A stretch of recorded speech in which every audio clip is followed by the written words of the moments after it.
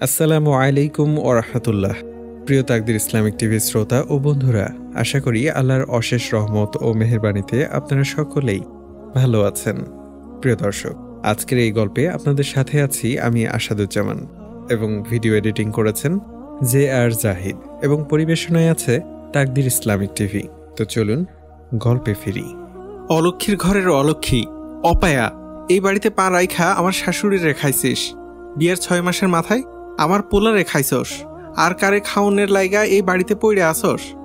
আমারে খাইয়া বিদায় হইবি?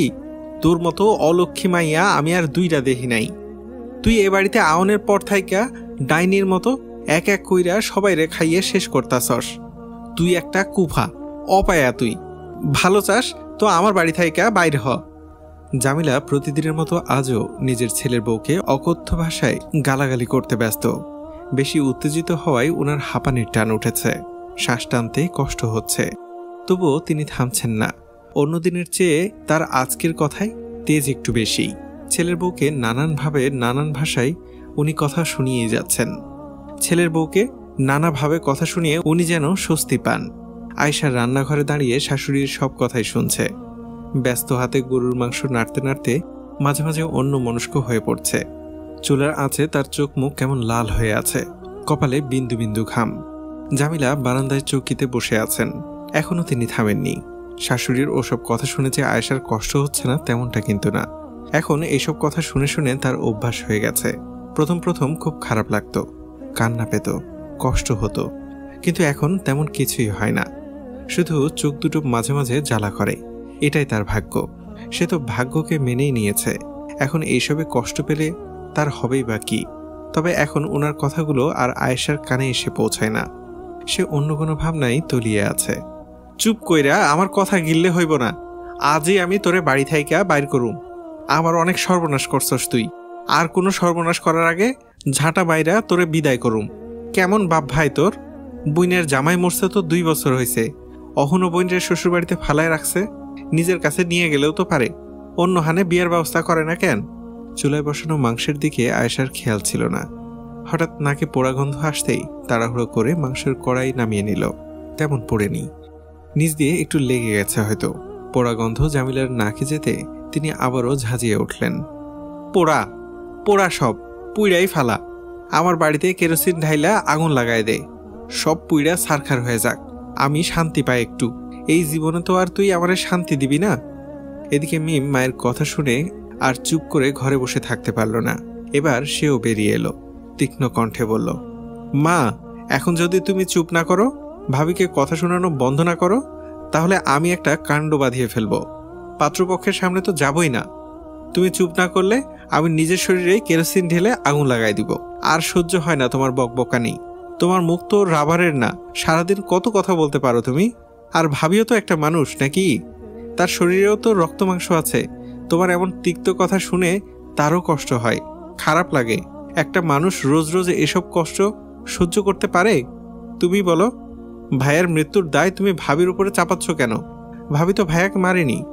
তুমি ছেলে হারিয়েছ যেমন কষ্ট পাচ্ছ, ভাবিও তার স্বামী হারিয়ে তেমনই কষ্ট পাচ্ছে। তোমাদের দুজনের কষ্ট কিন্তু আলাদা না। দুজনেই প্রিয়জনকে হারিয়েছ। আর দাদি মরেছে ওনার বয়স ছিল বলে, তার ভারও তুমি ভাবির উপরে চাপিয়ে দিচ্ছ।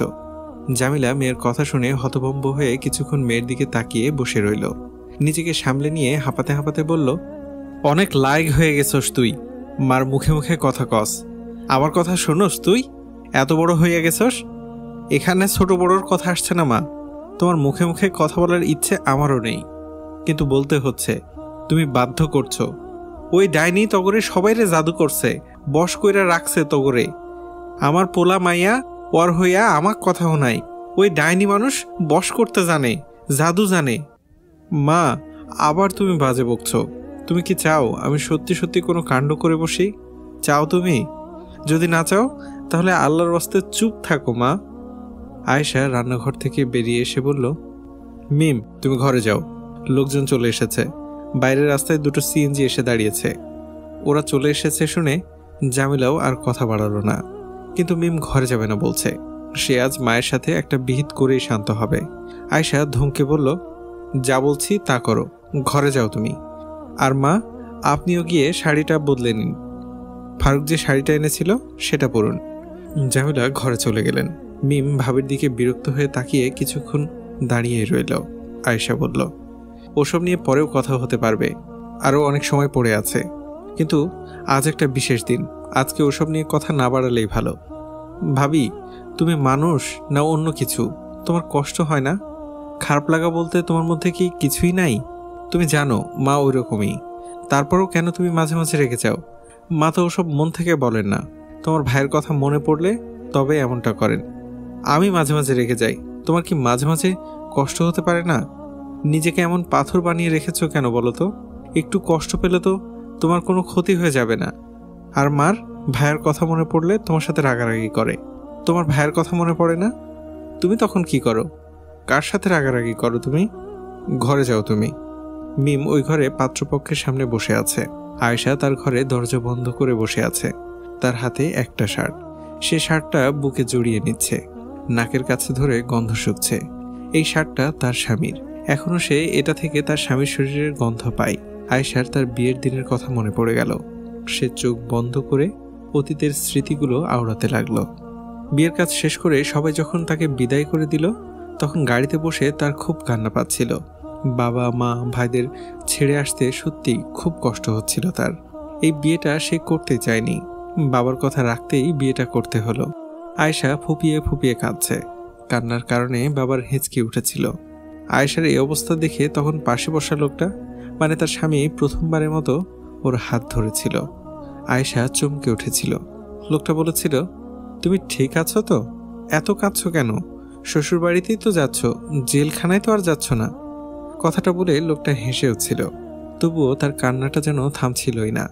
লোকটা পানির বোতল তার দিকে এগিয়ে দিয়ে বলেছিল, নাও, কান্না থামিয়ে একটু পানি খাও। তোমার মুখের অবস্থা দেখেছ? কেঁদে কেঁদে সব মেকআপ উঠে যাচ্ছে। আগে জানলে আমি না করে দিতাম। আমার বউকে পার্লার থেকে সাজতে হবে না, শুধু শুধু টাকা নষ্ট করে সাজলে। এখন তো তোমাকে ভূতের মতো লাগছে। বউ বলল, বউ? হ্যাঁ, আয়েশা আজ থেকে ওই লোকটারই বউ। লোকটা বোতলের মুখ খুলে আয়েশার হাতে দিল। আয়েশা এক ঢোক পানি খেল। কত স্বাভাবিকভাবে লোকটা ওর সাথে কথা বলছে, যেন অনেক সময় ধরে দুজন দুজনকে চেনে। এই প্রথম আয়েশা ওনার দিকে তাকালো। মুখ দেখে মনে হয় সহজ সরল ভদ্র একজন মানুষ, যার মনে কোনো প্যাঁচ নেই, যে সবাইকে নিয়ে হেসে খেলে জীবন কাটাতে চায়। বরযাত্রী বউ নিয়ে যখন বাড়ি ফিরে গেল, সেখানে ওদের জন্য খুব বড় একটা ধাক্কা অপেক্ষা করছিল। নতুন বউকে বরণ করে ঘরে তোলার জন্য অন্য কেউ এলো না। বাড়ির ভেতর থেকে কান্নার আওয়াজ ভেসে আসছে। মেয়েকে বিদায় করে দিয়ে মেয়ের বাবা মা আত্মীয় স্বজনেরা কান্না করবে, এটা মেনে নেওয়া যায়, কিন্তু ছেলের বাড়িতে কেউ কান্না করবে? আয়েশা কিছুই বুঝতে পারছে না, অবাক চোখে তাকিয়ে আছে। চারপাশে কি হচ্ছে তা বোঝার চেষ্টা করছে। আনিস ওকে রেখে গাড়ি থেকে নেমে ভেতরে গেল। যাওয়ার আগে ওর দিকে তাকিয়ে বলে গেল, তুমি একটু বসো, আমি ভেতর দেখে আসছি, এক্ষুনি চলে আসব। আয়েশা কিছু না বলেই মাথা নাড়ল। বেশ কিছুক্ষণ পর আনিস ফিরে এলো। তার মুখ গম্ভীর। আনিস আয়েশার দিকে তাকিয়ে হাত বাড়িয়ে দিয়ে বলল, নেমে আসো। আয়েশা লোকটার দিকে চোখ তুলে তাকালো। ওনার গলার স্বরটা যেন পাল্টে গেছে। লোকটা গাড়িতেও টুকটাক কথা বলছে, কিন্তু তখন তো ওনার গাল এমন শোনাচ্ছিল না। ভেতরে কি এমন হয়েছে যার জন্য হঠাৎ করে লোকটার কণ্ঠ এমন অসহায় মনে হচ্ছে? আয়েশা নেমে দাঁড়ালে বলল, তোমাকে বরণ করে নেওয়ার জন্য কেউ আসবে না, বাড়িতে এখন সেই পরিস্থিতি নেই। আয়েশা হালকা গলায় জিজ্ঞেস করল, কি হয়েছে ভেতরে? আনিস ওর চোখে চোখ রেখে বলল, একটু আগে আমার দাদি মারা গেছেন, তাই সবাই কান্না করছে। বুঝতে পারছো, বিয়ে বাড়িতে হঠাৎ এমন একটা ঘটনা ঘটলে কারো মাথায় ঠিক থাকবে না। এখন কারো কথায় তুমি কিছু মনে করো না, কেমন? ফ্যালফ্যাল চোখে আয়েশা তাকিয়ে রইল। লোকটার দাদি মারা গেছে, তবুও লোকটা এই সময় তাকে নিয়ে ভাবছে। আনিস আয়েশাকে নিজের রুমে বসিয়ে দিয়ে বেরিয়ে গেল। রাতে দাদির জানাজা পড়ে দাফন করে ঘরে ফিরে এলো। এতক্ষণ আয়েশা একাই বসেছিল, কেউ তার কাছে আসেনি। আনিস বিছানার এক পাশে বসলো। আয়েশার খেয়াল হতে বলল, তুমি তো সন্ধ্যা থেকে কিছুই খাওনি, বসো তুমি, আমি বাইরে গিয়ে দেখছি। আয়েশা সাথে সাথে বারণ করে উঠল, না না, আমি এখন কিছু খাবো না। খাবো না বললেই তো হবে না, তোমাদের বাড়ি থেকে কি খেয়ে এসছো কে জানে। বিয়ের দিন কনের খাওয়া কেমন হয় তা আমার জানা আছে। আয়েশা অবাক হচ্ছে। একটা মানুষ এতটা শক্ত কিভাবে হতে পারে? একটু আগে নিজের দাদিকে কবর দিয়ে এসে এতটা স্বাভাবিকভাবে কিভাবে কথা বলতে পারছে? একদিকে বাড়ির বড় ছেলের দায়িত্ব পালন করছে, নিজের কষ্ট কাউকে বুঝতে না দিয়ে সবার খেয়াল রাখছে। অন্যদিকে নতুন বউয়ের খেয়াল রাখতেও এতটুকু গাফলতি করছে না। আনিস বেরিয়ে গেল। একটু পর মিম ঘরে এলো। মেয়েটার চোখ ফোলা ফোলা লাগছে। দাদি মারা গেছে, কান্না করাটাই স্বাভাবিক। মিম এসে আয়েশার পাশে বসল। তুমি আমাকে চেনো ভাবি? কি বলবে ভেবে পেল না আয়েশা। এই বাড়িতে এসে চোখের দেখা দেখেছে, কিন্তু নাম তো জানে না। আমিও কেমন পাগলামি প্রশ্ন করছি না? আমি মিম, তোমার একমাত্র ননদ। সন্ধ্যা থেকে তোমার কাছে আসতে পারিনি। বাড়ির অবস্থা জানোই তো। দাদি আগে থেকেই অনেক অসুস্থ ছিলেন। বড় নাতির বউ দেখবেন বলেই ভাইয়াকে এত তাড়াহুড়োই বিয়ে করানো হলো। আর দেখো না, বিয়ের দিনই দাদি চলে গেলেন। তোমাকে আর ভাইকে একসাথে দেখতেও পারলেন না। তখনই বাইরে থেকে কোনো এক মহিলার শব্দ শোনা গেল। মহিলাটা বলছে, এইটা কোন রাক্ষসী আমার বাড়িতে আনলি আনিস? বাড়িতে পা রাইখাই তোর দাদিরে খাইয়া ফেললো। আনিস চাপা গলায় বলল, আহ মা, আয়েশা ঘরে আছে, ও শুনতে পাবে। দয়া করে তুমি চুপ করো। দাদির মৃত্যুতে ওর কোনো হাত নেই। আল্লাহ যার হায়াত যতদিন দিয়েছেন সে ততদিনই বাঁচবে। দাদিকে আল্লাহ নিয়ে গেছেন, এতে ওর দায়টা কি বলো তুমি? ঘর থেকে আয়েশা মিম দুজনই সব শুনল। আয়েশা ছলছল চোখে দরজার দিকে তাকিয়ে আছে। মিম মাথা নিচু করে ভাবির হাত শক্ত করে ধরে রেখেছে। শার্টটা মুখে চেপে ধরে কান্না থামানোর চেষ্টা করছে আয়েশা। না, এখন শব্দ করে কান্না করা যাবে না। পাশের ঘরে সবাই আছে, কেউ কান্নার শব্দ শুনতে পেলে বিশ্রী কাণ্ড হয়ে যাবে। দরজায় টোকা দিয়ে ফারুক ডাকছে, ভাবি, ও ভাবি, ওদের খেতে দিবে না? মিমের বিয়ে পরীক্ষা হয়ে গেছে, মা ডাকছে তোমাকে, সবাইকে খেতে দাও এবার। চোখ মুছে আয়েশা বলল, আসছি, যাও তুমি। আবার মুখ চেপে ধরল সে। আজ তার কি হয়েছে? আয়েশার কথা আজ এত মনে পড়ছে কেন? আজ মিমের বিয়ে ঠিক করতে লোকজন এসেছে। কতদিন পর আজ বাড়িতে একটু খুশি এসেছে। আজ কেন সে কাঁদছে? চোখ দুটো কেন তার অবাধ্য হচ্ছে? আলমারিতে শার্টটা তুলে রেখে চোখ মুছে দরজা খুলে দিল আয়েশা। ফারুক এখনো দাঁড়িয়ে আছে। ওকে দেখে কপাল কুঁচকে বলল, কাঁদছিলে তুমি? হাসার চেষ্টা করলো আয়েশা। বলল, কি যে বলো না তুমি, কাঁদবো কেন? আজ কি আমার কান্নার দিন? আনমনে ফারুক বলল, জানি না ভাবি, তোমাকে আমি বুঝে উঠতে পারি না। তোমার চোখ লাল, অথচ মুখে হাসি। গলার স্বর বলছে কেঁদেছ একটু আগে, কিন্তু মুখে দেখে বোঝার উপায় নেই। আজব মেয়ে তুমি ভাবি। শুধু আমি না, পৃথিবীর প্রতিটা মেয়েই এক একটা আজব প্রাণী। রহস্যে ঘেরা থাকে তাদের চারপাশ। মেয়েদের বোঝার চেষ্টা করলে তোমরা ছেলেরা পাগল হয়ে যাবে। ওরা কথা বলতে বলতে জামিলা আবার ডাকলেন, কই বৌমা, ডাকছিলাম তোমারে। এই তো মা, আসছি। ফারুককে তাড়া দিতে দিতে আয়েশা বলল, চলো চলো, নইলে মা আবার বাইরের লোকের সামনে গরম হয়ে যাবেন। তখন মিমের শ্বশুরবাড়ির লোকের সামনে মায়ের মাথায় পানি দিবে। হেসে ফেললেন দুজন। রাতে খাওয়া দাওয়া করে মিমের হবু শ্বশুরবাড়ির লোকেরা চলে গেলেন। মিম গিয়ে সাথে সাথে শাড়ি পাল্টে নিয়েছে।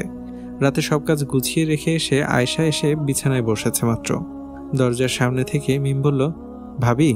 ওর দিকে তাকিয়ে আয়েশা বলল, কি হলো, এখনো ঘুমাওনি? আজ তোমার সাথে ঘুমাই ভাবি। জিজ্ঞেস করছো কেন? তোমার মন চাইলে ঘুমাবে। মিম ঘরে ঢুকে দরজা লাগিয়ে দিয়ে আয়েশা কথায় কথায় জিজ্ঞেস করলো, ছেলে দেখেছো তুমি? পছন্দ হয়েছে? আমার পছন্দে কার কি আসে যায়? এমা, এটা কেমন কথা? তোমার পছন্দই তো সব, বিয়েটা তো তুমিই করবে। মিম কিছু ভাবলো, তারপর নিচু গলায় বলল, যদি বলি পছন্দ হয়নি, তাহলে কি বিয়েটা ভেঙে দেবে তোমরা? আশ্চর্য হয়ে মিমের মুখের দিকে চাইল সে। বিয়েটা ঠিক হয়ে যাওয়ার পর এই মেয়ে এখন এইসব বলছে কেন? সত্যি তোমার ছেলে পছন্দ হয়নি? না। এই বিয়েতে রাজি না তুমি? তাহলে আগে বলনি কেন? বললে তোমরা শুনতে না। পাগল মেয়ে, বলেই দেখতে তুমি। কেউ না শুনলেও আমি তো শুনতাম। এখন বললাম তো, তাহলে এখন বিয়েটা ভেঙে দাও। এখন কিভাবে বিয়ে ভাঙবো? বিয়ে ঠিক হয়ে গেছে, সামনে মাসে বিয়ে। মা ওনাদের কথা দিয়েছেন। পাগলামি করে না বোন আমার, সব ঠিক হয়ে গেছে। এখন তোমার এসব কথা মা শুনলে অনেক রাগ করবে। হাসল মিম। ওপাশে ফিরে বলল, আমি জানতাম, আগে বললে তখনও তোমরা এইসবই বলতে। আমার মতামতের কোনো গুরুত্ব নেই তোমাদের কাছে। আমার চাওয়া না চাওয়ার কোনো দাম নেই। তোমরা নিজেদের মন মতোই সব করবে, করার পর তা আমার উপর চাপিয়ে দিবে। আয়েশা কিছুই বলতে পারছে না। মিম ওপাশে ফিরে শুয়ে পড়েছে। থম মেরে কতক্ষণ বসে রইল আয়েশা। আয়েশা মিমের গায়ে হাত দিয়ে আস্তে করে ডাকলো, মিম, ঘুমিয়ে গেছ? না। আমার কাছে সত্যি করে একটা কথা বলবে বোন? তুমি কি কাউকে পছন্দ করো? ভালোবাসো? কে সে? তুমি তাকে চেনো? কে? ইমন ভাই। নিজের অজান্তেই আয়েশার মুখ হাঁ হয়ে গেল। সে যা ভয় পাচ্ছিল সেটাই হয়েছে। ফারুকের বন্ধু ইমন? কিভাবে এসব হলো? তুমি আগে আমাকে সবকিছু বলনি কেন? জানলে আমি... মিম এপাশে ফিরে আয়েশাকে জড়িয়ে ধরে ফুপিয়ে ফুপিয়ে কেঁদে উঠল। জানি না ভাবি, কিভাবে এসব হয়ে গেছে আমি নিজেও জানি না। বিয়ে ঠিক করার আগ পর্যন্ত জানতাম না। যেদিন দেখতে এলো সেদিন থেকে ওর কথা মনে পড়ছিল। আজ যখন বিয়ের কথা হলো তখন বুঝলাম আমি সত্যিই ওকে ভালোবাসি। তুমি কিছু করো ভাবি, আমি এই বিয়ে করব না। ওকে ছাড়া আমি কাউকে বিয়ে করব না। তুমি এই বিয়ে ভেঙে দাও, ওদেরকে না করে দাও তুমি। আমি এখন বিয়ে করব না, তুমি কিছু করো প্লিজ। আয়েশা মিমকে বুঝ দেওয়ার মতো কিছুই বলতে পারছে না। ওর মাথায় হাত বুলিয়ে দিচ্ছে সে। মা এসব জানতে পারলে বাড়িতে আগুন লাগিয়ে দিবে, নয়তো গলায় দড়ি দিবে। ফারুক জানলে কি করবে? ওর বোন ওর বন্ধুকে ভালোবাসে, এটা কিভাবে নিবে সে? ইবনও কি তোমাকে ভালোবাসে? জানি না, হয়তো বাসে, আবার হয়তো বাসে না। ওর মনের কথা আমি কিছুই জানি না। যা আছে তা আমার দিক থেকেই আছে। 1 সপ্তাহ পর যে ছেলেটার সাথে মিমের বিয়ে ঠিক হয়েছিল সে এসেছে। আজ রাতে মিমকে নিয়ে বাইরে খেতে যাবে। মায়ের ঘরে বসে আছে সে, মার সাথে কথা বলছে। মা আয়েশাকে ডেকে বললেন, বৌমা, মিমেরে তৈরি হইতে কও, জামাই ওরে খাইতে লইয়া যাইব, বাইরে খাইব আজ। মা। আয়েশা চলে এলো। মিম নিজের ঘরে বসে আছে। ভাবি ঘরে আসতেই বলল, আমি আজ কোথাও যাব না ভাবি, তুমি মাকে বলে দাও। অসহায় মুখ করে মিম একবার মায়ের ঘরের দিকে দেখল। মা রাগ করবেন, করুক, যার তার সাথে বাইরে খেতে যাব না আমি। যার তার বলছো কেন? ওর সাথে তোমার বিয়ে ঠিক হয়েছে। বিয়ে ঠিক হয়েছে? হয়নি এখনো উনি আমার স্বামী হননি। আগে বিয়ে হোক, কবুল বলি, তারপর বাইরে কেন, দেশের বাইরে নিয়ে গেলেও কোনো আপত্তি নেই। মাকে এখন কি বলবো তাহলে আমি? যা ইচ্ছে বলো, বলে দাও। আমার জ্বরে কাঁপছি আমি, বিছানা ছেড়ে উঠতে পারছি না। মা এসে কপালে হাত দিলেই তো সব বুঝে যাবেন। তাহলে তোমার যা ভালো মনে হয় তাই করো। মনে রেখো, আমি ওই ছেলের সাথে আজ কোথাও যাব না। যত জোরই করো, বাধ্য হলে ওনার সামনেই বলবো যাব না আমি। নিচের ঠোঁট কামড়ে ধরে কিছু ভাবলো আয়েশা। চট করে বলে উঠল, কপালে একটু মাথা ব্যথার মলম লাগিয়ে শুয়ে পড়ো। গায়ে হাত দিয়ে জ্বর বোঝা যাবে, কিন্তু মাথা ব্যথা বোঝা যাবে না। তাড়াতাড়ি মলম লাগিয়ে নাও, গন্ধ শুনলেই মারা বিশ্বাস করবে। ভাবির কথা শুনে মিমের মুখে হাসি ফুটে উঠল। ছুটে এসে ভাবিকে জড়িয়ে ধরল, কাঁধে চুমু খেয়ে বলল, তুমি এত ভালো কেন ভাবি? এই জন্যই তোমাকে এত ভালো লাগে আমার। হয়েছে হয়েছে, এবার শুয়ে পড়ো। এখন মা এসে পড়লে এখন আর আমার কিছুই করা থাকবে না। আচ্ছা। মিম ছুটে গিয়ে ড্রয়ার থেকে মলম বের করে, আঙুলের ডগায় একটুখানি মলম নিয়ে কপালে মাখল। চাদর টেনে কুণ্ডুলি পাকিয়ে শুয়ে পড়ল। মাথা উঁচু করে ভাবির দিকে তাকিয়ে বলল, ভাবি একটু। ও মা গো, মরে গেলাম, মাথা ছিঁড়ে যাচ্ছে, বলবো? হেসে ফেললো আয়েশা। ওভার অ্যাক্টিং করতে হবে না। আচ্ছা। মিম এখনো তৈরি হচ্ছে না দেখে জামিলা নিজেই ওর ঘরে এলেন। দরজার সামনে উকি দিয়ে বললেন, তোমারে পাঠাইছিলাম ওরে তৈয়ার করতে, তুমি আয়েশা আলাপ জুড়াই দিছ। থমথমে মুখ করে শাশুড়ির দিকে তাকিয়ে আয়েশা বলল, মিম যেতে পারবে না মা, ওর মাথা ব্যথা করছে, বেচারি উঠে দাঁড়াতে পারছে না। কপালে ভাঁজ ফেলে জামিলা ভেতরে এলেন। নাক খুঁচকে বললেন, হুটহাট কইরা মাথা বিষ হইব কেন? জানি না মা, আরো রাইতের বেলা গোসল করতে কবরে ভেজা চুল লইয়া শক্ত কইরা বাইন্দা থুইতে কইও, তাইলে আর মাথা বিষ হইব না। মিমের পাশে গিয়ে দাঁড়িয়ে জামিলা ডাকলেন, ওই সেড়ি উঠ, ওই ঘরে জামাই বইসা আছে, ওরে আমি কি কমু মিম? এমন পরিস্থিতিতে কি বলতে হয় মিম তা ভালো করে জানে। গলা খাদে নামিয়ে ব্যথায় চোখ মুখ কুচকে বলল, মাথাটা ছিঁড়ে যাচ্ছে মা, মরে যাচ্ছি আমি। জামিলা সত্যি চিন্তিত হয়ে পড়লেন। তার এই মেয়ে এতটা রোগা কেন? ছোট থেকে একটার পর একটা অসুখ লেগেই থাকতো। আচ্ছা তুই শুয়ে থাক, আমি জামাইরে কিছু কইয়া বুঝ দেই। শরীরের লগে তো জোর খাটান যাইব না, আজ না গেলে অন্যদিন যাইব নে। এরপর মা চলে গেলেন। আয়েশা কিছুটা হাঁপ ছেড়ে বাঁচল। লম্বা করে দম নিয়ে বলল, তোমার জন্য কত মিথ্যা বলতে হয়, হেসে দিয়ে উঠে বসলাম মিম। দরজার দিকে চোখ রেখে বলল, তুমি আমার সোনা ভাবি, একটা মাত্র ননদের জন্য একটু আধটু মিথ্যা বলতে পারবে না? কিন্তু এভাবে কতদিন চলবে? বিয়ে তো সামনের মাসেই। এখন তো তোমাকে ওই ছেলের সাথে যেতেই হবে, ওর কথা মতো ওর মন জুগিয়ে চলতে হবে। গম্ভীর হয়ে গেল মিম। বিড়বিড় করে কিছু বলল। আয়েশা তা বুঝতে পারল না। তার সাথে আগে থেকেই কথা বলে চেনা জানা পরিচিত হয়ে নেওয়াটাই তো ভালো হতো। বিয়ে হতে যাচ্ছে, হবে, হয়েছে, কথাগুলোর মাঝে অনেক তফাৎ ভাবি। হতে যাচ্ছে, এখনো হয়নি। কিন্তু আয়েশা ওর কথার আসল মানে কিছুই বুঝতে পারল না, চুপ করে রইল। এই মেয়েকে বেশি ঘাটানো ঠিক না। যা সাহসী আর জেদি মেয়ে, কখন কোন কথাতে কি করে বসে আল্লাহ জানে। জামিলা মেয়ের হাবভাব দেখে অনেক কিছুই বুঝে নিয়েছেন।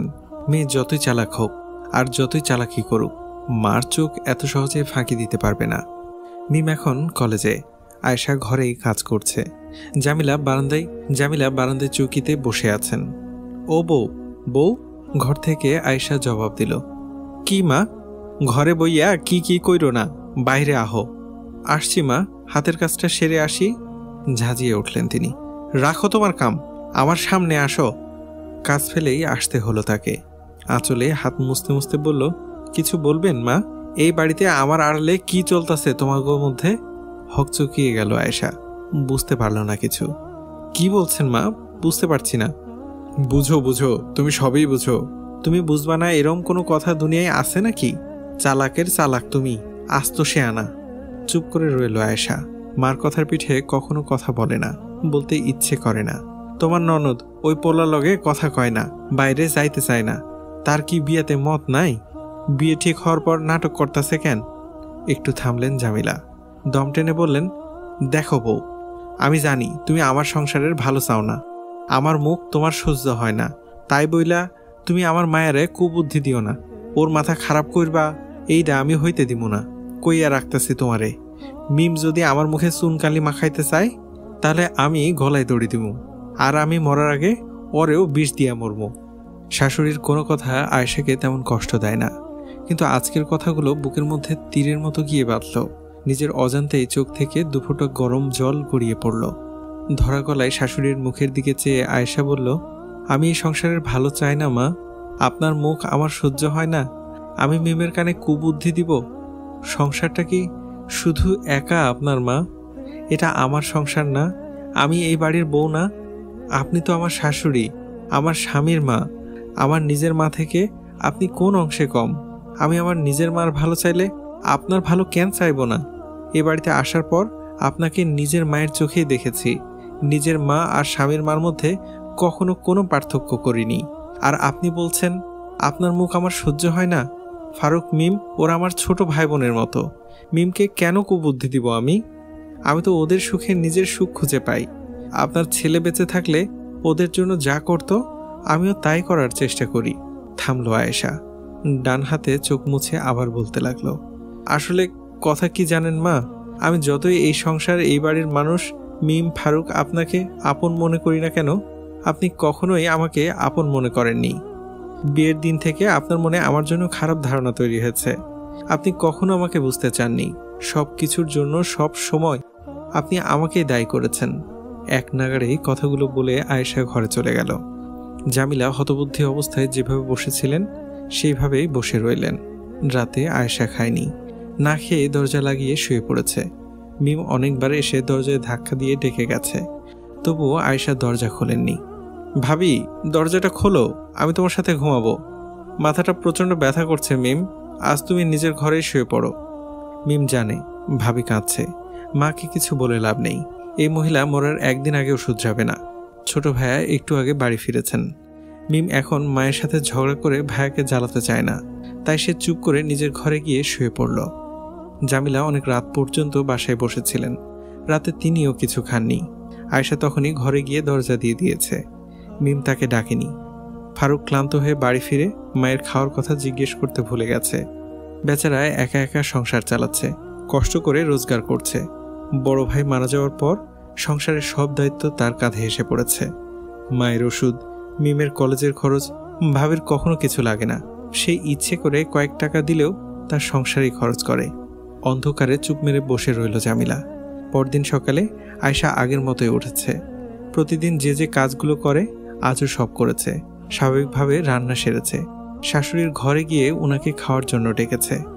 মা খাবেন, চলুন, রান্না হয়েছে। আজ সকাল থেকে আয়েশার মনটা কেমন জানি করছিল।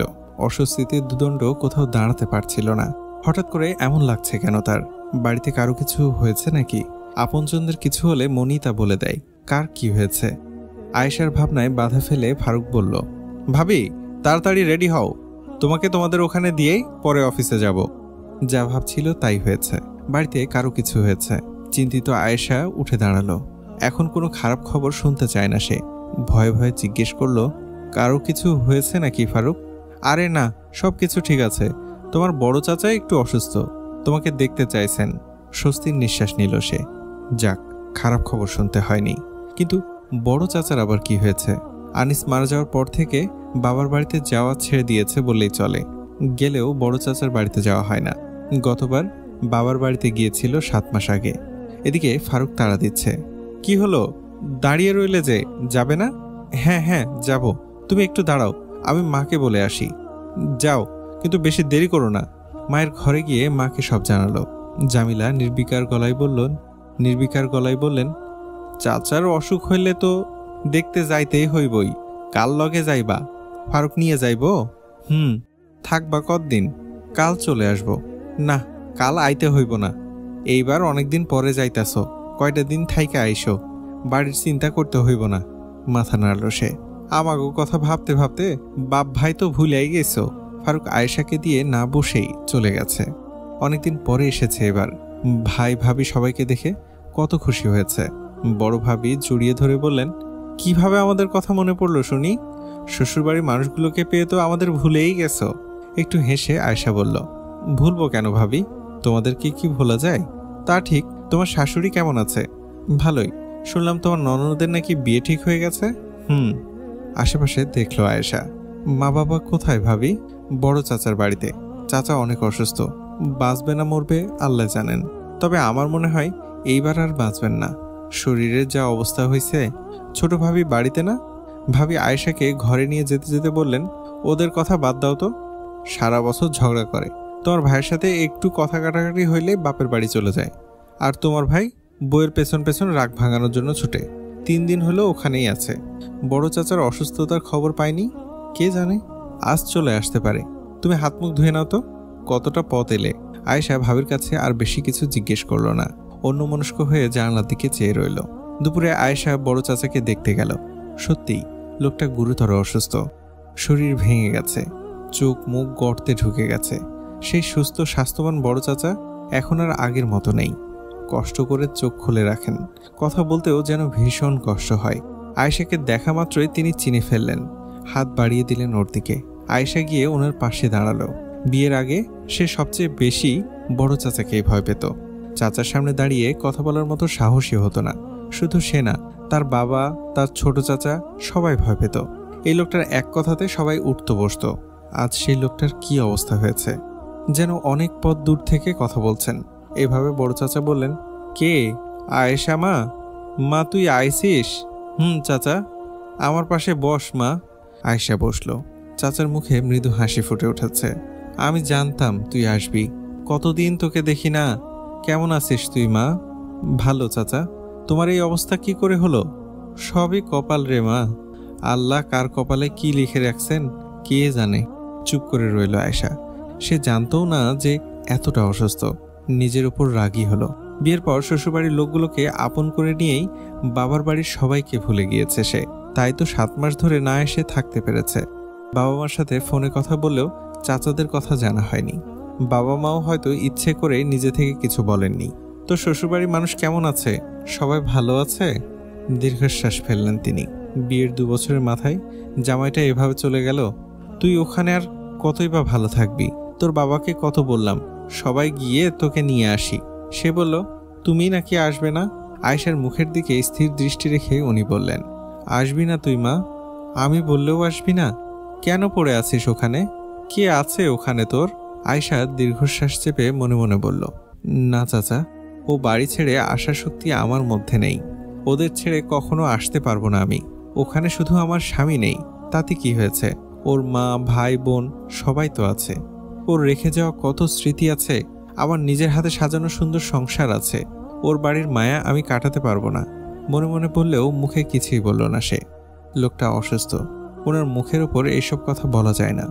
আমার কথাটা তুই শোন, আমার শেষ কথাটা রাখ। আমাদেরকে ভুলটা শুধরে নেয়ার একটা সুযোগ দে। যে ভুলের জন্য তোর জীবনটা এমন হয়ে গেছে তার একটা প্রায়শ্চিত্ত করতে দে। তোর জীবনটা আবার সাজিয়ে দিব আমরা। আয়েশা উঠে দাঁড়ালো, বলল, তুমি বিশ্রাম নাও চাচা, অত কথা বলা তোমার শরীরের জন্য ঠিক হচ্ছে না। একটু ঘুমানোর চেষ্টা করো। চোখের কোনা বেয়ে এক ফোঁটা করে পানি গড়িয়ে পড়ল ওনার। আয়েশা তা দেখেও না দেখার ভান করে চলে এলো। বাইরে এসে জোরে সোরে নিঃশ্বাস ফেলল সে। কেমন দমবন্ধ লাগছে। বড় চাচার কথাগুলো শুনে বুকে চিনচিন ব্যথা অনুভব হচ্ছে। এখানে আর না দাঁড়িয়ে নিজের বাড়িতে চলে এলো সে। আসার সময় একটা ঘরের দিকে চোখ যেতেই বুকের ভেতরটা ধক করে উঠল। 2 বছরে একটাবারও এই ঘরে ঢোকেনি সে। আগে কতবার করেই না আসতো, দিনে 4বার 5বার করেও এসেছে। আর এখন ওদিকে চোখ যেতেই অদ্ভুত অনুভূতি হচ্ছে। সময়ের সাথে সাথে সবকিছু কতটা পাল্টে গেছে। পরিস্থিতি খুব কাছের জিনিসকে দূরে সরিয়ে দিয়েছে, আবার দূরের জিনিসকে কাছে নিয়ে এসেছে। রাতের খাবার শেষ করে আয়েশা নিজের ঘরে গিয়েছে। পেছনে পেছনে ভাবিও এসেছে। এসেই টুকটাক আলাপ শুরু করে দিয়েছে ভাবি। কথার এক পর্যায়ে ভাবি বলছেন, আয়েশা, তোমার মনে